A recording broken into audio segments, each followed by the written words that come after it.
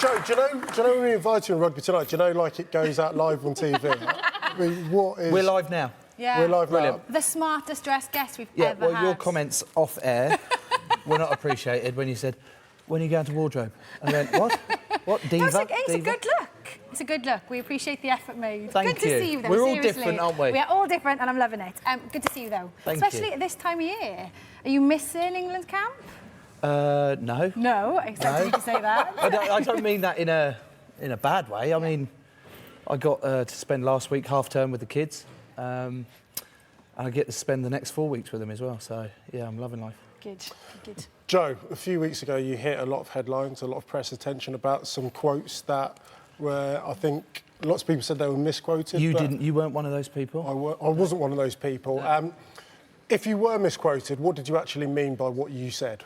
I tried clearing it up the day after because it was a bit sticky because it did come across wrong. Okay. Where you said you went on... I said I deliberately got yellow carded, Yes. red carded, done penalties in order to get banned. But what you actually meant was... What I meant was that, in hindsight, having looked back on it and realised the Bristol game was the turning point for me, that I was doing it again. And then once I'd made the decision, I said, enough's enough with my family. I want to stay at home for longer. I need to see the kids grow up. I need to be a husband. I need to be a dad. That's what I want to do. Father. A father. Thank you. Personal It's the jokes same don't thing. work. And it came across like in hindsight, that's how I was behaving. My sort of anxiety and the way I'd get emotionally with England camps coming up, not so much because of what England camps entailed, it was leaving the family and leaving my wife Daisy to sort of fend on her own with the kids. So, yeah, I was, in hindsight, that's what I was doing, but subconsciously sort of thing. So now that you've kind of made that decision, just how much of a relief is it, not just kind of in rugby terms when you play for Quins, but just in everyday life? Do you feel like a weight's been lifted off your shoulder? Massive, massive. As soon as I made that decision, I kind of felt like a new man. My wife was like, well, you're a bit jollier than you usually are around this sort of time of year. And I was like, well, I haven't got those sort of pressures of knowing that you're going to be on your own for 5-6 weeks at a time, or 8-9 weeks at a time, or a World Cup year. And I can actually enjoy being around with you guys now. Because you mentioned there, obviously, that, you know, you were misquoted in the media. Because you have...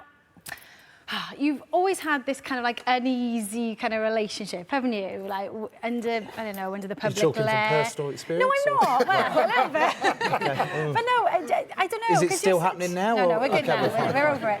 But I just feel you're such an outgoing character, aren't you? Like, you know, in kind of everyday life, and you're just waiting for me to ask a question. Why do you not like the media? No, that's not what I'm asking. But why are you so uneasy in the public eye? I think my mindset has kind of shifted a little bit with it. I mean, hence I'm on. Absolutely, this yeah. We're glad tonight, to have you on. Great laugh. Thank you for Yeah. having me. Nice cheers. Bit over the top, may I add, but thank you. I always kind of looked at the media as negative, that you're always looking, not you personally, but Good. general, always looking for something to pick on or a headline to make something of nothing. And so I put up a guard. I went, no, you know, I'll put two fingers up to you, like, actually, and go defensive, which didn't work.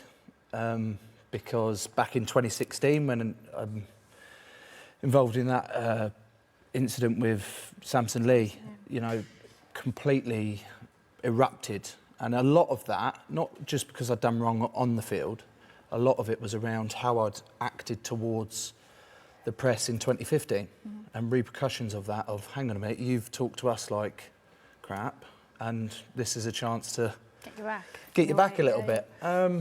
So I've shifted it in terms of, I'm going to treat you like people first, get to know you a little bit as people, and then judge you from that one. Good. How are we doing so far? I'm quite nervous now. Yeah. We'll see. All right. This is it. Well, I guess some of that was thrust upon you when you took on the captaincy at Harlequins.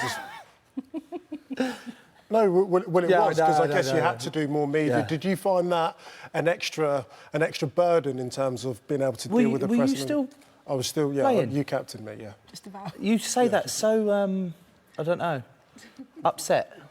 No. I You said it like, oh, you No. I captain me. really appreciate you as a captain. I thought you did lots of good. I feel like it's like a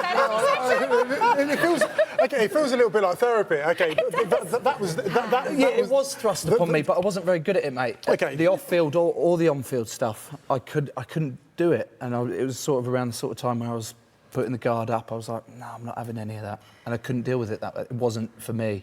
Hence why it lasted 9 months of a season. Do you regret that a bit now that you didn't embrace it a bit more? Because it's a huge honour, isn't it? I'll look back at it as hugely honoured to have captained such a famous club, but a club that I loved. I don't regret it because I can still contribute moving forward without being captain. It's better suited to someone else. I can help someone else do it as opposed to doing it. Okay, since we're on kind of like psychoanalysing and I feel like we're having a therapy we'll session, just drop it can we just talk about your relationship with James Haskell? Because I feel like it's like a little bit of a roller coaster, you know, because if we look at this, that was a few years ago, it's a beautiful thing. You're having fun in an England camp. He's in a linen... Oh, he scares you. That was obviously a planned set-up for inside line, for that. So I jumped out, you know, I'm good at it. Okay. I do a bit of amdram every so often. Well, either I'm way, good at it. It wasn't real. Okay, well, either way, you've harboured that and you felt, well, after a few years, to get your own back on him, didn't you? in a game which happened at the Rico Arena. I mean, he's just minding his business. You decided to squirt him a water bottle. He is not happy with that, is he? He is not happy. Look at this. He's walking off. He's possessed. He is possessed. Sprayed water in my face. Review it again. He sprayed water in my face and I reacted. And he choked me with the scrum cap. He choked me with the scrum cap. What I like about this more than anything is the thing that was missed, because you, obviously, the main event with James Haskell going on is actually Danny Cares. Yes. Yeah. Danny Care, the sniping little irritant that every scrum half is. You watch his actions after this. So he's all calming down. James Haskell's accepted his yellow card. Watch Danny Care, water bottle. There you go. And he's only done that because Carl Sinclair's in the way, I'm sure of it. That's brilliant. Mate, it was one of my favourite moments in a Harlequin shirt, that. Just to clear it all up, you and James, you get on well? Oh, we get on really well. Brilliant. That's why it was so funny. So funny, because I just said to him after, when we embraced, I went, well, that's 1-0 me. So he's yet to get me back, but we'll see. We look forward